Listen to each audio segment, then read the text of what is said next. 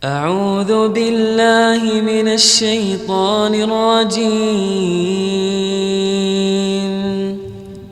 بسم الله الرحمن الرحيم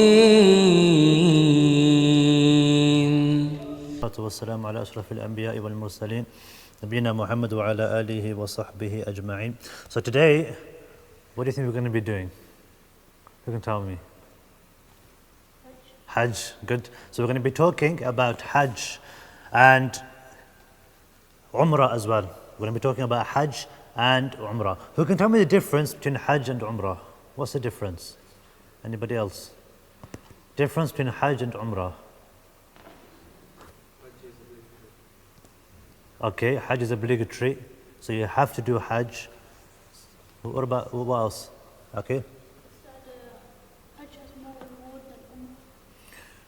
Okay, so Hajj, the reward for Hajj, if a person does it properly, غُفِرَ لَهُ مَا تَقَدَّمَ مِنْ ذَنْبِ. All his previous sins are forgiven. What about Umrah then? What's the reward for Umrah? What's the reward for Umrah? If you do Hajj, and the reward for Hajj is that all your sins are forgiven, all your past sins are forgiven, what about Umrah? No, it's not the same. It's not the same. Very good. So all your sins between the last Umrah and the Umrah that you've done, in the present time. So if a person does Umrah and then a month later or a year later he performs another Umrah, any sins he had between the two Umrahs are forgiven if he does that properly. Okay, when is Hajj? In what month? It's in February, October, January. When do you do Hajj? Dhul Hijjah. Good. So you do it in Dhul Hijjah. And what English month is that? Very good. It changes. Why does it change? Because there's only 11 months in the Islamic year and 12 months in Yes, there's less time in the Islamic calendar and as opposed to the Western calendar. So it keeps coming earlier. Yeah? So it might be in October, then it will be in September, August, and it will come closer and closer in the year. It will come earlier every single year. Okay, good. So Hajj, also one of the other differences between Hajj and Umrah is Hajj is at a specific time. Yeah, it's in Dhul Hijjah. Umrah can be done at any time. You can do Umrah whenever you want, in any time of the year. But Hajj, it's only a specific time. Okay, and that time is in Dhul Hijjah. And in Dhul Hijjah, when it comes to Hajj, okay, there's specific days. But before we do that, let's focus on Umrah, okay? When it comes to Umrah, a person can do it at any time. Yeah, he can do Umrah at any time of the year. He doesn't have to worry about when he does Umrah. And when it comes to Umrah, there's certain pillars. Okay, so a person can't just go straight to Mecca and just perform tawaf. There's certain things he has to do, certain pillars. You can tell me one of those pillars. I'll give you a clue, it's in that bag over there. Ali? Being in a state of ihram, very good, that's a pillar. So you have to be in a state of ihram to perform Umrah. Also, one of the other pillars of Umrah is you do tawaf. Yeah, so you do tawaf of the Kaaba. You do tawaf of the Kaaba. And the third thing, okay, that you do is you do the sa'i between Safa and Marwa. Okay, so when it comes to Umrah, there's this thing here, it says on here, it says miqat. Who can tell me what that is?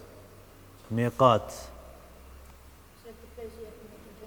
Very good. So it's the place you make intention before you perform the Umrah or the Hajj. Okay, and depending on where you're from, the miqat will be in a different place. So if you're on a plane, you're going towards Mecca, then it'll tell you on the plane when the time for miqat is, and then you get ready and you get into the state of ihram by putting on the two pieces of cloth and also making the intention. Yeah, so you make the intention, and once you're in a state of ihram, then from the miqat you make your way to the Kaaba. Now, before we do the Umrah, I want to show you how you put the ihram on. Okay, show you how you put the ihram on. There's two pieces of the ihram. Yeah, there's two pieces here. Yeah, good. Okay, so there's two pieces of the ihram. Two pieces of the ihram. One goes on the bottom and one goes on the top. This is quite a big one. So when it comes to the ihram, the bottom part, okay, you wrap it around, but you don't wrap it all the way like this. Why don't you do that? Why don't you wrap it all the way around and then tuck it in, Ali? Because you can't step forward. Look, you're stuck now. You can't move properly. Yeah. So when you do the ihram, okay, you don't wrap it all the way down around like a towel. What you do is you take one part and you put it around here, okay, into one side, to the right side. Then you turn this part, and you don't go all the way around with this part. Yeah, you go back here, bring it back to the front again, and then if you want, you can turn it back again, and then you lift it. So it's nice and tight, so it doesn't fall off. Yeah, nice and tight, and then you won't have to worry about moving that bad. You can walk. You can make big steps when you're running between Safa and Marwa. When you're doing the tawaf, it's not as hard. Okay, and so the second part, okay, you wrap around on the top. Second part isn't that hard. Second part is easy. Yeah, you just wrap it around. So you take it and you wrap it around like that, and that's it. You're ready for Umrah? You're ready for Umrah? Who wants to try this? Who wants to give it a go? Go on, Aqeel. Huh? Oh, him. No? You don't want to try? Who knows how to do it? Who's done it before? Who's done it before? Huh? Ryan, have you done it before? Do you want to try it? Huh? You don't want to try it? No one wants to try it. How are you going to learn? What I wanted to do later was to have like a little bit of a competition. Yeah? So we'll see who can do it the quickest. So we're going to put the ihram on one side, and you run, you try to put it on, and you come back here, come back to the other side. No one wants to do it. No one wants to try. Do you want to have a go? Huh? You don't want to have a go? Okay, so this is the ihram. Yeah, you put the ihram on, and once you put the ihram on, where do you put the ihram on? Where are you supposed to put the ihram on? Miqat. Okay, so this is the beginning. That's why I wanted you to come here. So you start by the miqat. And once you come to the miqat, this is for Umrah, yeah, and for Hajj is the same thing. You start at the miqat. Once you get to the miqat, okay, then you make your way to the Kaaba for Umrah. Because normally when you go for Hajj, you do Umrah as well, yeah. So you do the Umrah first, and then you do the Tawaf. So I want you to come over here, come over to this square here, and this square represents the Kaaba. So this square represents the Kaaba, okay. And when we get to this stage, okay, when you get to the Kaaba in the Masjid al-Haram, you start to do tawaf. Okay, come around this side. Yeah, face this way. So you do tawaf of the Kaaba. And when you do tawaf, you know when you wear the ihram, the top part, you uncover your right shoulder. You uncover your right shoulder and you put the other half over your left shoulder. You leave your left shoulder covered and you uncover your right shoulder, and then you perform the tawaf. Okay. Now which way do you go? Do you go this way or do you go this way? So there's a black stone. There's the black stone. So do you go this way or do you go that way? Aqeel? That way? No, it's the other way. So you go this way, and your left side, okay, is closer to the Kaaba, okay. And one of the scholars, okay, or some of the scholars, they say the reason why you go around this way is because your heart is closer to the Kaaba. Your heart is closer to the Kaaba, and the Prophet ﷺ, when he performed Umrah, he uncovered his right shoulder. Why did he uncover his right shoulder? The reason why he uncovered his right shoulder was because the disbelievers at the time, okay, when they were performing Umrah, when they came to perform the pilgrimage, the Prophet ﷺ and his companions, the disbelievers, there were rumors going around, and they were telling each other that the Muslims are weak, and they're unhealthy, and they're sick, and they're very weak, they can't look after themselves, and they're not in a good state. And so when the Muslims heard this, the Prophet ﷺ told them, to uncover your right shoulder, show them, to show them that we're not sick or we don't have a fever and we're strong. And he also made them do something else. to show that they're not weak and unhealthy. What else did he make them do? He made them uncover their right shoulder, and it's something to do with the tawaf. Something to do with the tawaf. Anybody know? You're very good. So the first 3 circuits that you do 7 altogether, 7 circuits of the Kaaba. And the first 3, he told them to do it quickly, like a light jog, to show the non-Muslims, okay, that we're not weak and that we're not sick, but we're very, very strong and very healthy. And so they were surprised when they saw the Muslims all running around the Kaaba, the first 3 circuits. So a person, he does tawaf and he does 7 circuits of the Kaaba. And each time he gets to the black stone, okay, he puts his hand up and he says, Allahu Akbar. Okay, he puts his hand up and he says, Allahu Akbar. If he's able to touch it, because nowadays it's very, very busy, there's so many people on this side, so many people trying to kiss the black stone. If you can kiss the black stone, then it's better to. And if you can't kiss it, then at least touch it. And if you can't touch it, then you just raise your hand and you make takbir and you say Allahu Akbar. Yeah? And when you're between this corner and that corner, this corner is called the Yemeni corner. It's called the Yemeni corner. And that corner is where the black stone is. Why is this corner called the Yemeni corner? Anybody tell me, why is it called Yemeni corner? Okay, very good. So you start reading dua, but why is it called Yemeni corner? That's what I want to know. Why is it called the Yemeni corner? Because this corner, okay, is in the direction of Yemen. This corner is in the direction of Yemen. So that's why it's called the Yemeni corner. So when a person goes past this, okay, and he's between that corner where the black stone is and this corner, he makes dua. And he says, رَبَّنَا آتِنَا فِي الدُّنْيَا حَسَنَةً وَفِي الْآخِرَةِ حَسَنَةً وَقِنَا عَذَابَ النَّارِ. And even when he's doing tawaf, okay, you should make lots and lots of dua. Okay, because it's a type of worship. Making tawaf is a type of worship, it's an act of worship. Yeah. So a person does tawaf and he does 3 circuits quickly, yeah, like a light jog. And then the last 4, okay, he does in a normal pace. And once he's done the tawaf, he prays 2 sunnah. And he prays 2 sunnah behind what it says there. It's a place called Maqam Ibrahim.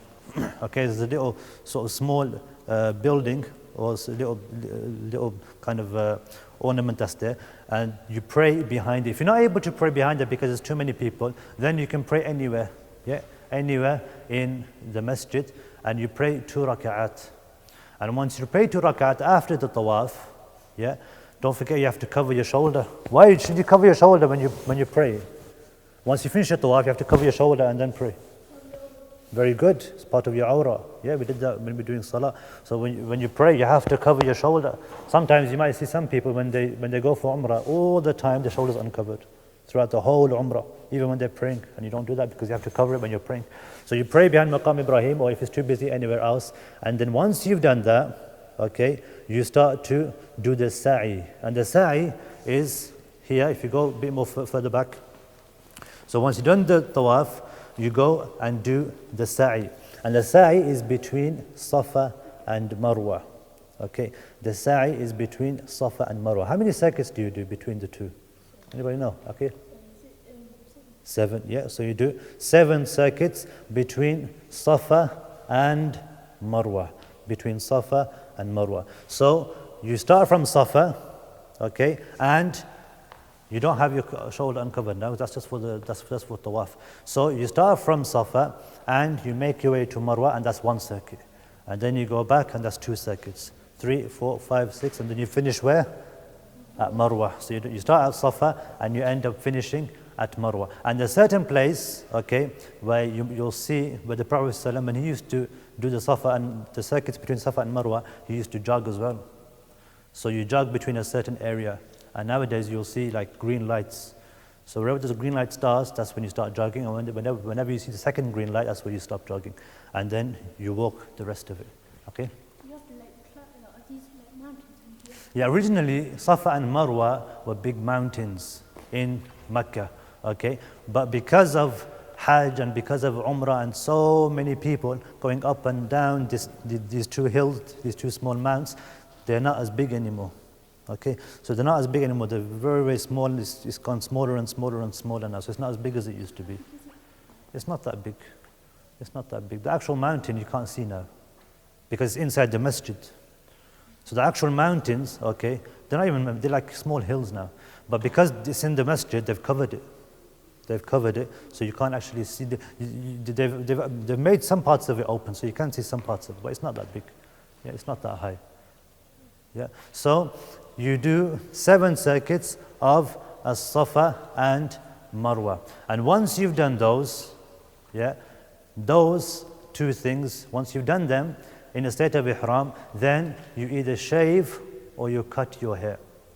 So you either shave all of your hair off or you shorten your hair. Yeah? And the better, who can tell me what's better? Is it shave or to cut? Shave all your hair off. It's better. Because the Prophet ﷺ made dua for the one who shaved his head, all of the hair. He made dua for them 3 times. He made dua for them 3 times. He said, "Oh Allah, forgive those who shaved their hair. Oh Allah, forgive those who shaved their hair. Oh Allah, forgive those who shaved their hair."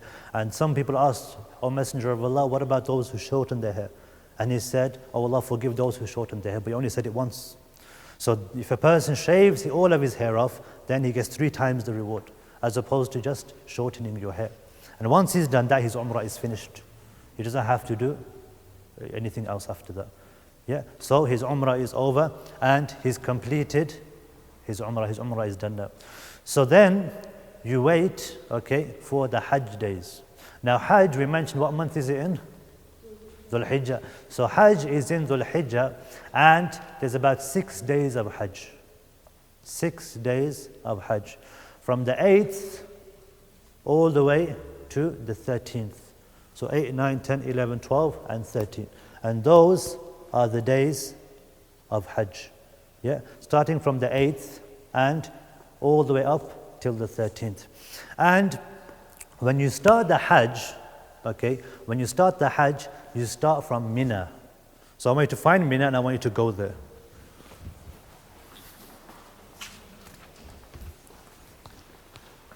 Yeah, so that's Mina. So Mina, okay, is outside of Mecca. Yeah, it's not in Mecca itself. It's a plain, okay, outside of Mina, not an airplane. Okay, a plain is like a flat piece of land. Yeah, outside of the city of Mecca, and it's called, one of the nicknames for Mina is the tent city, because there's so many tents there. Yeah, because that's where the people stay, in those tents. And when it comes to Hajj, okay, the first day is the 8th of Dhul Hijjah, and you start that day by going to Mina. Okay, and you go to Mina in your ihram. In your ihram. And when you're in a state of ihram, who can tell me why you wear the ihram in the first place? For Umrah and for Hajj, why do you wear the ihram? To make people equal. Very good, to make people equal. So if there was someone next to you who was a multi-millionaire, yeah, he had so much money, he was a rich person, you wouldn't tell the difference. You wouldn't know. Because Allah Azza wa Jalla doesn't look at how much money you have or look at your status in society, but He looks at your actions. Yeah. So on Hajj, everybody is equal. On Hajj, everyone is equal. So you can't tell the difference. Everyone is the same. Doesn't matter who you are, where you come from, what country you're from, what job you have, whether you're a millionaire, whether you have lots of money or not. You're all on the same level. So you all wear the ihram, and when you wear the ihram, you make your way to Mina, and that's the 8th day. So the 8th day of Hajj, or the 8th of Dhul Hijjah, the first day of Hajj, a person goes to Mina and he stays in Mina. And when he's in Mina, what does he have to do? On the 8th of Dhul Hijjah, when he's in Mina, he goes to Mina, and once he's in Mina, he stays there on the 8th of Dhul Hijjah, and he stays the night in Mina. Okay, so that's his first day. So he stays in Mina, and he stays the night in Mina. And then when he stays the night in Mina, the following day, okay, on the 9th, he prays Fajr in Mina. Yeah, he prays Fajr in this place. So where all the tents are, you might have seen it on, on videos on YouTube. Loads and loads of tents, massive place. Once he prays Mina here, on the 9th of Dhul Hijjah, then he makes his way to Arafah. Makes his way to Arafah. So I want to find Arafah. And he makes his way to Arafah after he stayed in Mina. And what day is this now? 9th. So on the 9th of Dhul Hijjah, a person makes his way to Arafah. Okay, and he goes from Mina to Arafah. And Arafah is a very, very important place. Okay, because this day, okay, the 9th of Dhul Hijjah is the best day of the year. Arafah is the best day of the year. There's no day better than the day of Arafah. That day is the most holy day because it's in the most holy place at the most holy time in the most holy month, Dhul Hijjah. Yeah, so it's the best day of the year and the best time. What about Laylatul Qadr in Ramadan, the last 10 days, when you look for Laylatul Qadr? Isn't that the best day? Okay, good. It's the best night, the night of decree.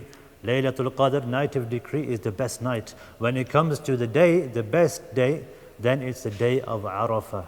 And the Prophet ﷺ, when he left Mina and he went towards Arafah, he went to Arafah and he stayed there and he prayed Dhuhr and Asr. And you pray Dhuhr and Asr in Arafah. And once you pray, then all the Prophet ﷺ would do is make dua.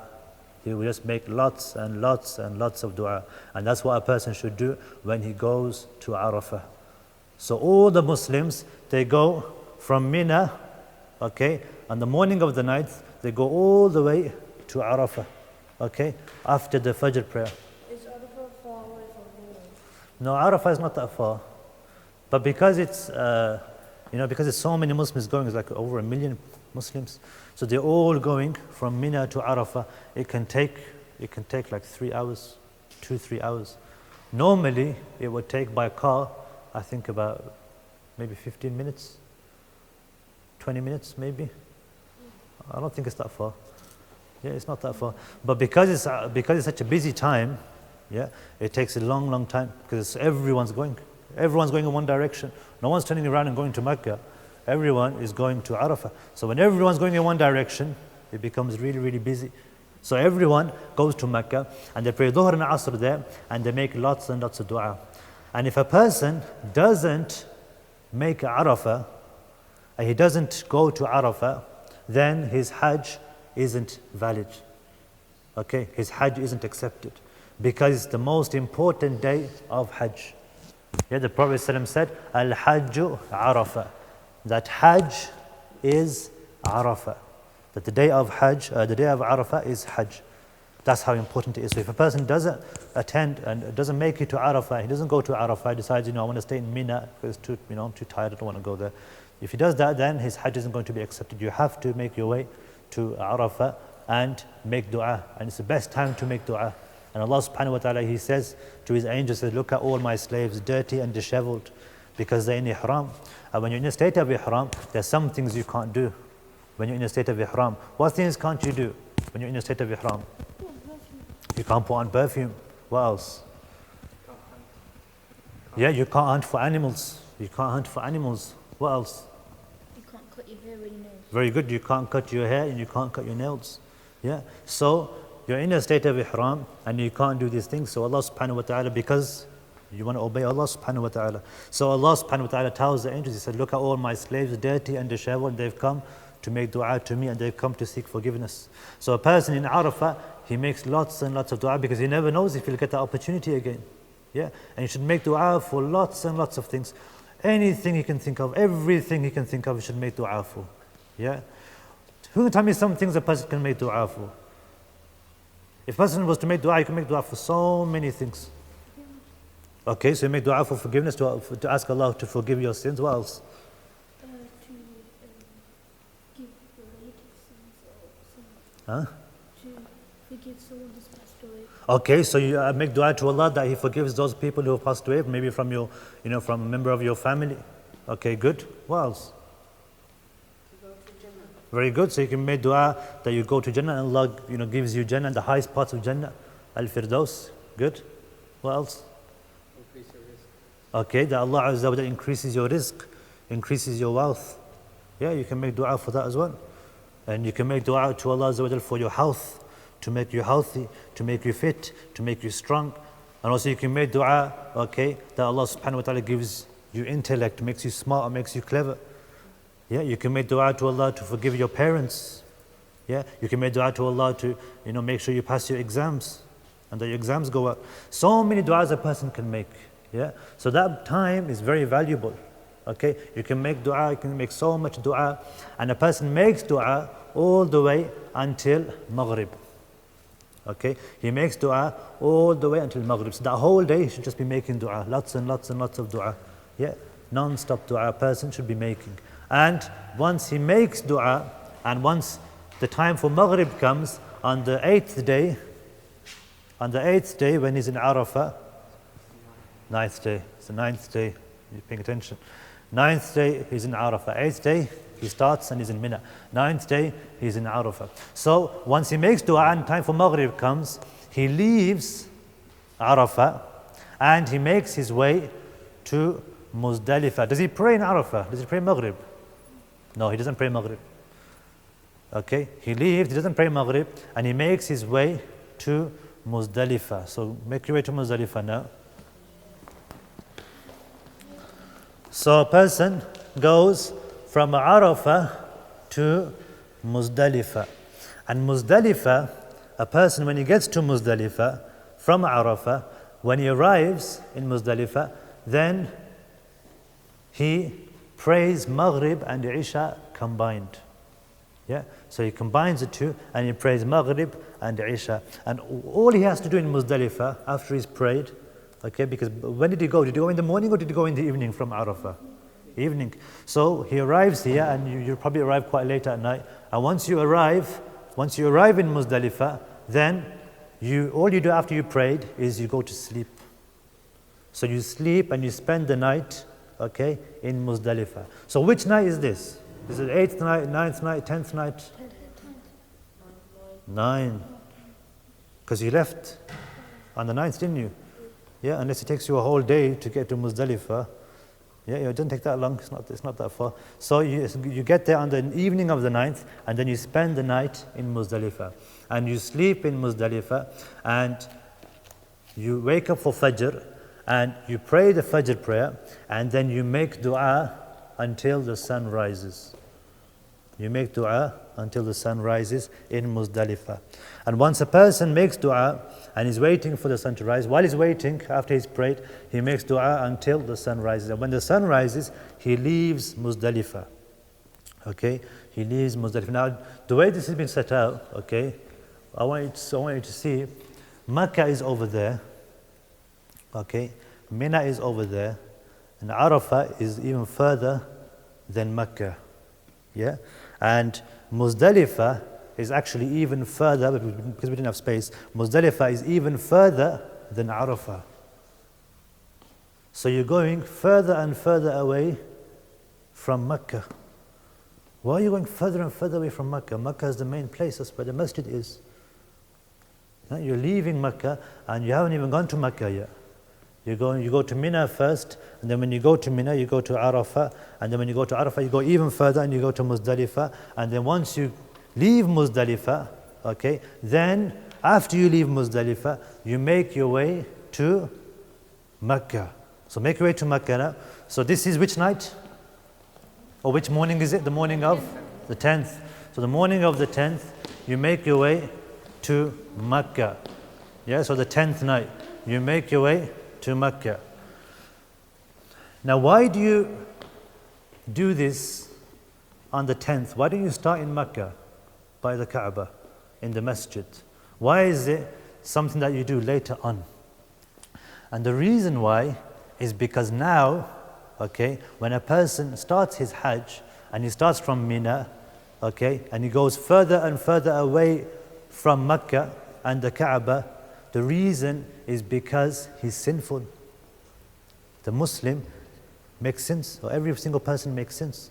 Yeah, every son of Adam makes sins. And so he wants forgiveness from Allah Azza wa Jal. And so once he makes his way to Arafah, and then he makes his way to Muzdalifah, and in Arafah he makes lots and lots of dua, doesn't he? And he asks Allah to forgive all of his sins. And once he's been purified, and inshallah Allah's forgiven his sins, okay, and he stayed in Muzdalifah, now he can come to Makkah, in this blessed place. Yeah, the blessed city of Makkah, the holy place of Makkah. Yeah, the place where, a person goes and is purified now. He's like a new person. All his past sins have been forgiven. So he comes to Mecca and he comes to the Kaaba after he's left Muzdalifah and he performs Umrah. Okay? He performs, he doesn't perform Umrah, he does Tawaf. Doesn't perform Umrah, he does Tawaf of the Kaaba and he does Sa'i. Okay? But it's not Umrah. Okay, this is part of Hajj, this is all Hajj now. So he leaves Muzdalifah, okay, and he does Tawaf in Mecca and he does the Sa'i, yeah, like he did before. Okay, and once he's done this, he makes his way back to Mina where he started the first time. So what day is this now? 10th. This is still the 10th. Yeah, because you stay the night, okay, in Muzdalifah. And what night is that? What night do you stay in Muzdalifah? The 9th. Yeah. The 9th you stay in Muzdalifah, and so the next day is the 10th, and then you make your way here after Fajr. Yeah. And then you do the Tawaf and you do the Sa'i, and then you make your way back to Mina once you've done that. So you go back to Mina and you start back, you come back to where you started. You come back to where you started. So you started in Mina and now you've come all the way back to Mina. You've come all the way back to Mina. So why do you go all the way back to Mina? When you start in Mina, why do you start in Mina and then go all the way around and then come back to Mina again? Firstly, because the Prophet ﷺ used to do that. Yeah, the Prophet ﷺ, when he started when he used to do Hajj, he used to make his way from Mina to Arafah and then Muzdalifah, and then he used to do Tawaf and Sa'i, then he used to come back to Mina. But also now, a person, okay, he's like a newborn baby because all his previous sins have been forgiven. And he makes dua, when he's in Arafah, he makes dua and he asks Allah to accept his Hajj from him. And so now he's come back to Mina and he's like a new person. He's like a new person on the 10th of Dhul Hijjah. Now the 10th of Dhul Hijjah, when a person isn't performing Hajj, what happens on the 10th of Dhul Hijjah? Say if you're here in England, what happens on the 10th of Dhul Hijjah? It's Eid, Eid al-Adha. Yes, so the 10th of Dhul Hijjah is the Eid, Eid al-Adha. So when you're here, say for example you're here and you're celebrating Eid al-Adha and you come to the Masjid on that day, on the 10th day, on this day, the day of Eid, people who are performing Hajj, okay, they're in Mina at this time. And they're still in Ihram. They're still in Ihram. So a person, he goes around, okay, and he comes back to Mina on the 10th day of Dhul Hijjah, and he's still in Ihram. And there's two more things he has to do. Once he's done Tawaf, two more things he has to do before he can take his Ihram off and cut his hair and do all those things, put perfume on, or change his clothes. What does he have to do, Aqeel? You have to sacrifice an animal. Very good. Sacrifice an animal and also, Stone that Jama'ah. very good, stone the Jamara. Now the Jamarat, okay, originally they used to be long pillars. They used to be really long pillars. Now they've made them like walls because there's so many people coming to them. They've made them into longer walls so that because people used to get crushed. So they used to make their way after Muzdalifah. They used to do the Tawaf and they used to come to Mina. And sometimes people come from Muzdalifah and they do the stoning, okay, in the big Jamara, this big one here, okay, and then they'll go into Tawaf. And you can do that. Okay, but the Prophet ﷺ used to do Tawaf and Sa'i first, and then he used to come here, and then he used to do the stoning. So you come here and you do the stoning. Yeah, and the stoning, who can tell me what it represents? What does it mean? Huh? Okay, it represents.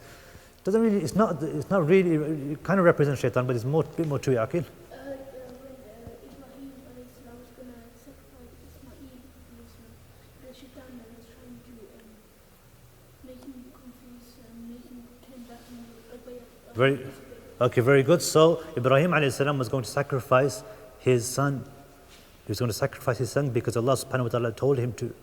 And Ibrahim, okay, was doing whatever he ordered. It was a test from Allah subhanahu wa ta'ala to see how strong, okay, his iman was. And so he told his son that I saw in a dream that I am slaughtering you. He told Ismail, I saw in a dream that I am slaughtering you. But that's just a dream. It doesn't have to be real. Why did he go ahead with that? Just because he saw it in a dream? Huh? Sorry? Okay, there's another reason. When it comes to dreams of the prophets and messengers, they're real, they're true. They're true. So Ibrahim alayhi salam had this dream, and all the dreams of prophets are true. And so he knew that this was an order from Allah to sacrifice Ismail. So he told Ismail, imagine your dad came to you and said, I just had a dream and I've been told that I have to sacrifice you. What would you do? You'd jump out the window and you'd go to the police and you'd complain. And Ismail alayhi salam, he told his father, guess what he said to him? He said to him, Ya Aba tif'al ma tu'mar. Do whatever you have been ordered to do by Allah. Satajiduni insha'Allahu min as-sabirin. You will see that I am from those who are patient. So he knew this was an order from Allah. And he said, you do whatever you've been told to do. If that's an order from Allah, then you should do it because Allah's told you to. And so when he was going to sacrifice Ismail alayhi salam, okay, shaitan was trying to dissuade him. Trying to tell him, don't do it, why are you doing this? And so he tried to dissuade him and tried to, put whisperings into his heart. And it said that Ibrahim alayhi salam, okay, would throw stones so that he would run away. So this is what it represents, these jamarat. So it's not actually the shaitan. Okay, these jamarat, those big walls that you see, doesn't mean shaitan's actually in them. Yeah, it just represents, okay, what Ibrahim alayhi salam used to do. Yeah, so we're just following what Ibrahim alayhi salam did. Yeah, and when you stone, you throw, okay, 7 small stones, like small pebbles, and they shouldn't be larger than a chickpea. Have you ever seen chickpeas? Imam Bhai, has she ever cooked chickpeas for you? Small chickpeas, yeah, they're about that small. Yeah, so they shouldn't be bigger than that. They can be smaller than that, but they can't be bigger than that. So you're not allowed to get big rocks and throw it at the Jamara. You're not allowed to do that. You can't do that. Why can't you do that? Because the Prophet ﷺ never used big rocks. Okay, and when you go for Hajj, okay, and you start stoning, you see people doing all kinds of strange things because some of them, they think it's actually the shaitan and they get angry. Some people take their shoes off and start throwing it at the Jamara. They do that because they think it's the shaitan. People throw big rocks and they throw all kinds of things and they get really angry. Yeah, but it's not really the shaitan, it just represents the shaitan. Yeah, so a person, he throws these 7 pebbles at the big Jamara. And what day is this? 10th. It's 10th. So the 10th day, yeah, he's stoning the big Jamara. And he stones the big Jamara with 7 pebbles. And he says Allahu Akbar after throwing each one. Yeah, and he says Allahu Akbar after throwing each one. And once he's done that, okay, and he sacrificed an animal, yeah, then he can shave his hair, yeah, and he can take off his ihram, yeah, he can put perfume on, he can change his clothes. And now he's in Mina. Okay, and the main things, okay, when it comes to Hajj are now done. Yeah, and then the 10th day, after he's done all of these things, and he's done tawaf, after he's done all of these things, he stays in Mina, and he relaxes in Mina. Okay, and because this is a day of Eid, what should he say? What should a person say on Eid? What's the dua for Eid day? What's the dua for Eid day? What should you say? What's the dua on Eid day? No, that's for Hajj. That's for Hajj or Umrah. Yeah. That dua, Allahu Akbar, Allahu Akbar, Allahu Akbar, La ilaha illallah, Wallahu Akbar, Allahu Akbar, Walillahil hamd. Yeah, that's the dua you say on Eid day. So a person, because this is Eid day now, so once he's done all this, okay, then he relaxes in Mina and he says this dua, okay, for the whole day, because now it's a day of celebration and he's performed the main rites of Hajj. Yeah, he's performed the main rites of Hajj. He's gone to Arafah, he's gone to Muzdalifah, he's done tawaf, he's done the stoning of the big Jamara, he sacrificed the animal, and now he stays in Mina, and he stays the night in Mina. Which night did he stay in Mina then? What night is this? 10th night. So he stays the 10th night in Mina. He stays the 10th night in Mina. Once he stays in Mina for the 10th night, the following day, okay, is which day, Rayan? 11th. So 11th, 12th and 13th, he stays in Mina. He doesn't need to go anywhere else now. He stays in Mina. And the Prophet ﷺ, he said that these days are for eating and drinking and remembering Allah subhanahu wa ta'ala. Yeah, so you relax in Mina and you read Quran and you remember Allah Azza wa Jal and you make dua and you read lots of Quran and you remember Allah and you supplicate to Allah and you do a lot of supplications. So Mina on the 11th, 12th and 13th is where a person stays after the 10th where he stoned the big Jamrah. On those 3 days, the 11th, 12th and 13th, he does the stoning in Mina. So he stones all 3 Jamarat. Yeah, so he starts with the small one and he throws 7 pebbles, 7 small stones. Then he goes on to the middle Jamara, he does the same thing there, and then he does the 3rd Jamara. Yeah, he stones all 3 of them, 7 on each. How much does that make altogether? How many stones? 21. So 21 stones.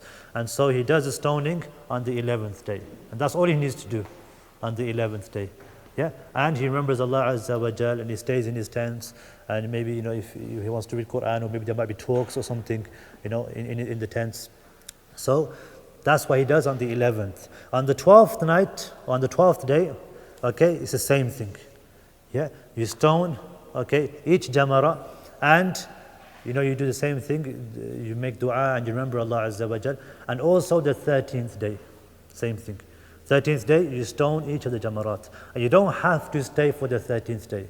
The Prophet ﷺ, he didn't make it obligatory that you have to stay for the 13th day. If somebody wants to go after the 11th and 12th day, then you can go. If somebody wants to stay for the 13th day, then they do the stoning and then they can go on the 13th day. So those are the days of Hajj. How many days of Hajj? 6 days of Hajj. Starting from which day, Aqeel? 8th. Starting from the 8th until when, Ryan? 13th. So from the 8th until the 13th, these are the days of Hajj. And once he's done this, on the 13th day, then he's free to go. He can go home. Yeah, and inshallah, Allah accepts his Hajj. Allah Azza wa Jal accepts his Hajj and he goes back home like a newborn baby. Yeah, with all his previous sins forgiven. All of his sins are forgiven and he goes back home and now he's sinless and he has to make sure, that he worships Allah Azza wa Jal and he doesn't perform any bad deeds and he worships Allah how he should be worshipped. So those are the rights of Hajj. Those are the rights of Hajj. Any questions about that? Do anyone want to try putting on the ihram? Should I pick someone to put the ihram on? No. Okay. It's good practice. Who's been on Hajj before? You've been on Hajj, haven't you? Yeah. You've been on Umrah. Have you been on Hajj? Okay. Who's been on Umrah? Okay. Okay. All right. If you don't want to put the ihram, that's fine. So I'm not going to force you to. It would be good. It would be good fun. Yeah. So, any questions about that? On the day of Arafah, between Asr and Maghrib, can people who are not in Hajj also make dua as well? Sorry? On the day when it's Asr, between Asr and Maghrib, can other people do dua as well who are not on Hajj? That's another day of Arafah. Yeah, for the day of Arafah, a person makes dua at that place because that's the place, that's Allah, that Allah subhanahu wa ta'ala mentioned is a holy day and it's a holy place. Only for that place? Yeah, only for that place. Yeah, only for that place at that specific time during the day of Arafah, in that space, in that area. Yeah. Any more questions about Hajj? So you don't go to the mosque of the Prophet? No, it's not from the pillars of Hajj. It's just like this? If you want to go to Medina, you can. If you want to go to Medina, you can. Most people do. Yeah. They go to Medina after Hajj maybe. They might go to Medina. But it's not, if you don't go to Medina, it doesn't mean that your Hajj isn't valid now. You don't have to go for Hajj. I mean, you don't have to go to Medina. Umrah, do you have to go to the mosque as well? Can you go to the mosque or do you have to go? Which masjid?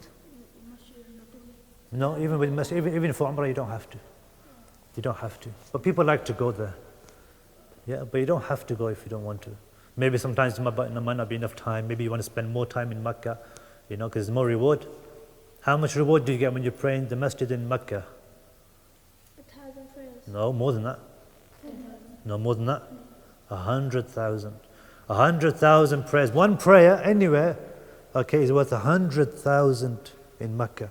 And in Medina, it's 1,000. In Medina, it's 1,000. So a person might want to stay in Mecca. because of the reward.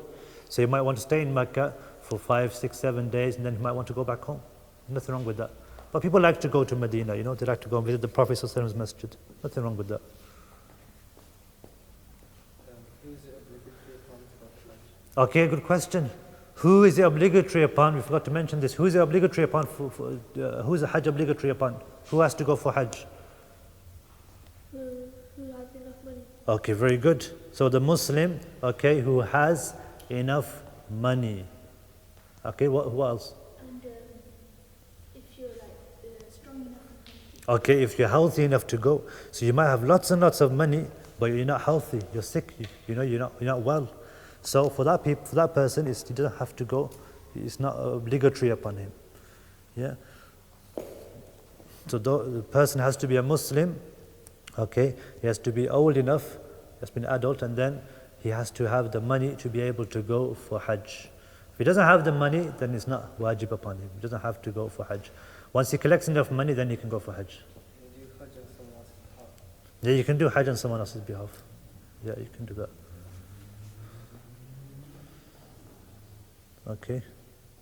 So let's do a quick exercise then. The 8th day of Dhul Hijjah, where are you supposed to be? Let me see if you guys know. Where do you go? Do you go to Muzdalifah on the 8th of Dhul Hijjah? I want you to go wherever you think you're supposed to go on the 8th of Dhul Hijjah.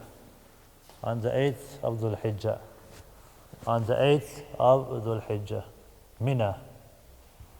On the 8th of Dhul Hijjah. You go to Mina. Are you sure? Mecca. You go to Mecca. Arafah. Okay, you should have stayed in Mina. You should have stayed in Mina, Royan. It's Mina. The 8th day, you go to Mina. That's where you start. Yeah, the first day, the 8th, you go to Mina. What do you do in Mina on the 8th day, the first day? What do you do? Huh?